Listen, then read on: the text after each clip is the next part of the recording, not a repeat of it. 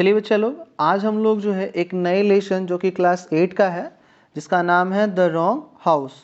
तो हम लोग आगे आने वाले दिनों में इसका एक्सप्लेनेशन समझेंगे, बट आज के लिए हम लोग इस लेसन के कुछ जो डिफ़िकल्ट वर्ड्स हैं उसको समझ लेते हैं, और फिर इसके अगले वाले वीडियो में हम लोग जो है इस लेसन का एक्सप्लेनेशन समझेंगे, जहाँ पे आप लोगों को जो है कुछ प्रोनाउंसिएशन में इंटरेस्टिंग देखने को मिलेगा।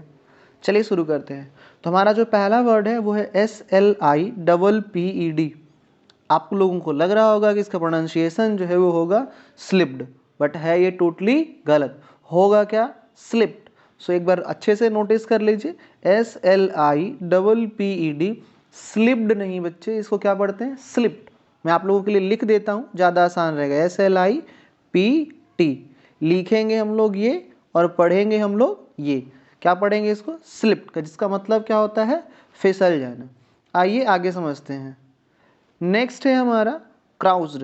क्राउज्ड का मतलब होता है झुके होना। जैसे पैर मोड़ के अगर कोई झुक जाए ना, तो उसे हम लोग क्या कहते हैं? घुटनों के बल झुक जाना और अपने आप को छिपाने की कोशिश करना। जैसे ठंड में आप सभी बच्चे रजाई में अपने आप को पूरा जो है ना घुटने मोड़ करके अपने आप को छिपाने की जो कोशिश करते हो, उसी को क्या बोलते हैं? क्राउज्ड पोजीशन बोलते हैं। नेक्स्ट है हमारा पॉर्च। पॉर्च क्या होता है? किसी भी जगह का जो एंट्रेंस होता है, और ऊपर जैसे हम लोग किसी भी रूम में एंटर करते हैं तो ऊपर छत से वो एंट्रेंस क्या होता है? ढका हुआ होता है। जैसे मान लिया जाए ये आपके रूम का दरवाजा है, तो इसके ऊपर क्या होता है? पूरा सीमेंटेड वॉल होता है ना इसके ऊपर तक, तो इसी को हम लोग क्या बोलते हैं? पॉर्च बोलते हैं। आइए आगे समझते हैं। नेक्स्ट है हमारा टिपटो। टिपटो मतलब क्या होता है? पाँव के उंगली के बल चलना या छिप कर चलना, मतलब इस तरह से चलना कि आपके चलने की आवाज़ न हो। और ये कब होगा? जब कोई भी व्यक्ति अपने पैर की उंगली यानी पैरों के पंजों पे चलेगा, मीन्स अपने एड़ी को उठा के चलेगा। तो टिपटो का मतलब क्या हुआ? पाँव के उंगली के बल चलना या छिप कर चलना। नेक्स्ट है नीलिंग। नीलिंग मतलब क्या होता है? घुटने टेकना। याद रखिए, घुटने टेक कर चले, घुटने टेकना होता है। जिस तरह से अंग्रेजों ने नहीं, जिस तरह से पाकिस्तान आर्मी ने क्या किया था? भारत के आर्मी के सामने घुटने टेक दिए थे, तो क्या होता है? वो अपने घुटनों पे बैठ जाता है और अपने हथियार डाल देते हैं। So that is kneeling.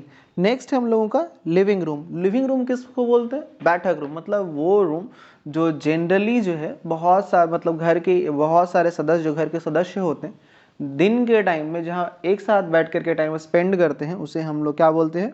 Living room बोलते हैं। नेक्स्ट है हम लोगों का रग। रग मतलब होता है गलीचा। गलीचे का मतलब क्या हुआ?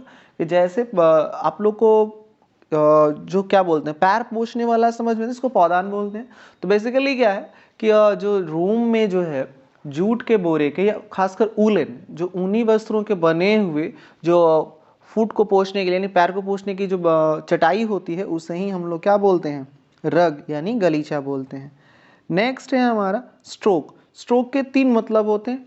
एक तो हो गया स्ट्राइक, जिसका V2 हुआ स्ट्रोक, जिसका मतलब हुआ हड़ताल या फिर सहलाना, और इसका एक मतलब और होता है घटना यानी इंसिडेंट। नेक्स्ट है हमारा डिलाइट, मतलब आनंद या खुशी। नेक्स्ट है अकम्पनीड, मतलब के साथ। काउच मतलब क्या होता है? सोफा। याद रखिएगा, COUCH, काउच मतलब सोफा। नेक्स्ट है हम लोगों का सेलार, मतलब तहखाना। एजेंसी मतलब संस्था। अबैंडन मतलब छोड़ देना, रद्द कर देना या फिर त्याग देना। और एनेक्सियस का मतलब होता है चिंता।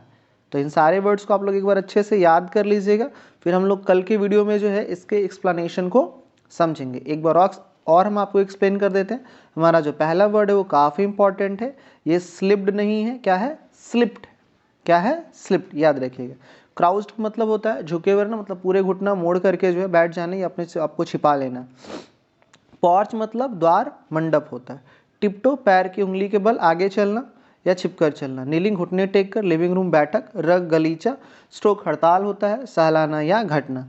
नेक्स्ट हमारा डिलाइट आनंद होता है, अकम्पनीड के साथ होता है। काउच का मतलब होता है सोफा। स्टेलार मतलब तहखाना। एजेंसी संस्था। अबैंडन छोड़ देना या रद्द करना या त्याग देना। और लास्ट नंबर है एनेक्सियस, जिसका मतलब होता है चिंतित। इसका एक और मतलब होता है उत्सुक। ठीक है, तो आप लोगों को आई होप कि समझ में आ गया होगा। कल हम लोग जो है इस लेसन के एक्सप्लेनेशन को समझेंगे। तब तक आप सारे बच्चे इन सारे वर्ड मीनिंग को याद कर लीजिएगा। फिर भी अगर आपको इस चैप्टर से कोई वर्ड मीनिंग पूछना हो तो आप कमेंट सेक्शन में पूछ सकते हो। मिलते हैं आप लोगों से अगले वीडियो में। तब तक आप सारे बच्चे पढ़ते रहिए।